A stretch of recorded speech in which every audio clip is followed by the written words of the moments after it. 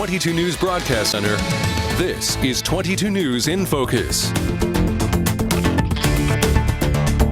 Welcome to 22 News in Focus. I'm Ciara Speller. The COVID-19 pandemic has caused the cancellation of many annual events that we all look forward to, and that includes agricultural fairs. Dozens of states across the country have already canceled their events for 2020, but they do plan to return in 2021. The Eastern States Exposition, also known as the Big E, is billed as New England's Great State Fair and has run every fall since its inception in 1917. And joining me today to talk about this year's Big E is Gene Cassidy, President and CEO of the Eastern States Exposition. Gene, thanks for being on the program. Hi, Ciara. It's great to be here. Thanks for having me. So last year, the Big E broke attendance records with over 1 million guests, a huge accomplishment right there. But state fairs and large concert events nationwide are postponing for 2020. Many of them are even canceling. So what are you and your team's concerns about having the fair this year? Well, obviously, first among our concerns in every fair is the health, safety, and welfare of the people on the grounds. And then second to that is the same concern for all the animals that are on the grounds as well. So all of that concern kind of goes without saying. COVID obviously has added a tremendous new element of stress to our world, our community, and getting the world back open. We have to do a great deal of very strenuous planning in order to provide a safe venue for folks here on the fairgrounds. So we're engaged in a full court press to come up with guidelines to help people protect themselves and to make sure that we deliver a product that's clean in an environment that folks can still have an opportunity to celebrate the American way of life here at the Big E.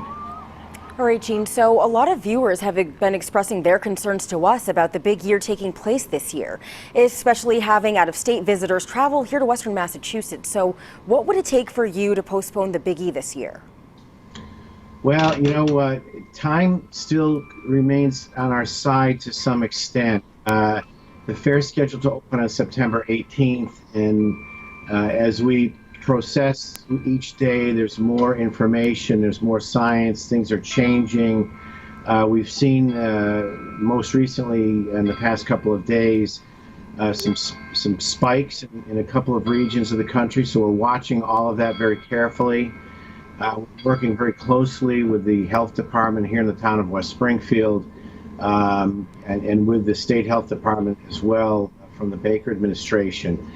To make sure that there's a pathway that can allow us to safely open the fair.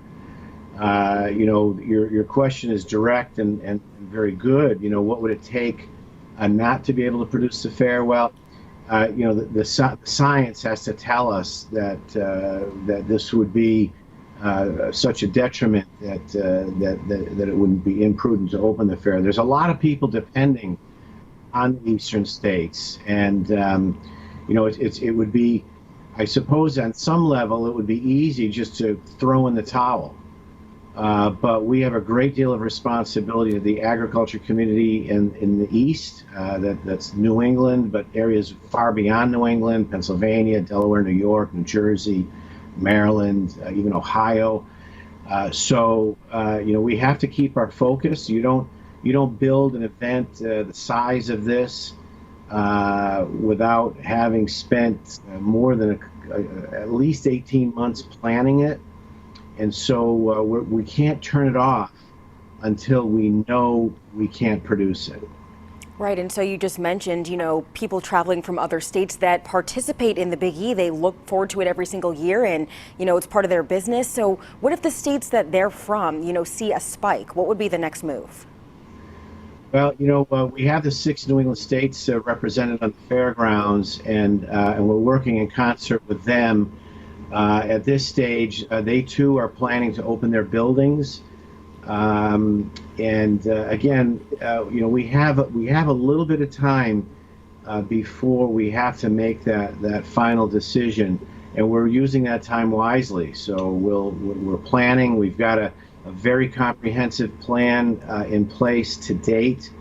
That plan is in the hands of the Town of West Springfield's Health Department.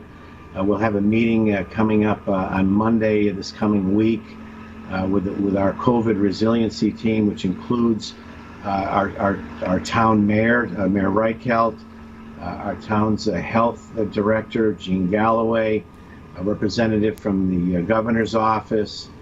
We have a medical doctor who's in public health who sits on our board of trustees, and a number of people in the medical field who will be on our call on Monday. And like I say, we're monitoring very closely what's going on in the world and the region, and we're working with the states with whom we're engaged on the Avenue of states to make sure that everybody's in sync with each other. And we've got a little bit of time yet before we have to make any kind of a drastic decision. All right, and so I want to have you talk about some of the issues the town government in West Springfield has raised. So has any consideration been given to an agricultural-only fair for 2020, leaving out the food aspect and the merchandise and, vendors as well? Yeah, so that's a great question, and in the town, under the leadership of the mayor, has posed, very intelligent, pragmatic structure of questions that our plan is in the midst of answering.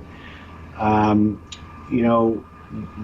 fair is very big, as you have mentioned. We're the fifth largest fair in the world, and we actually drew last year 1,600,000 people to the fairgrounds. So in the past 8 years or so, we have had a tremendous record responses to the Big E, and our attendance has grown quite dramatically. That's a lot of people. We know that given the circumstances that COVID has created for us across the globe, particularly here in the United States, our attendance is going to be off, and it's likely going to be off by as much as 40%. So automatically, the crowd is going to be more limited than we've seen in a long time on the fairgrounds. Now, with that said,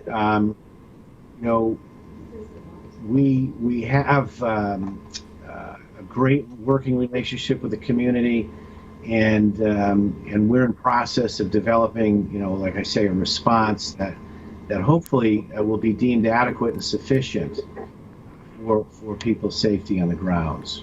Okay, Jean. All right, thank you. But we will continue our conversation about the Big E with Jean after a short break. You're watching 22 News in Focus.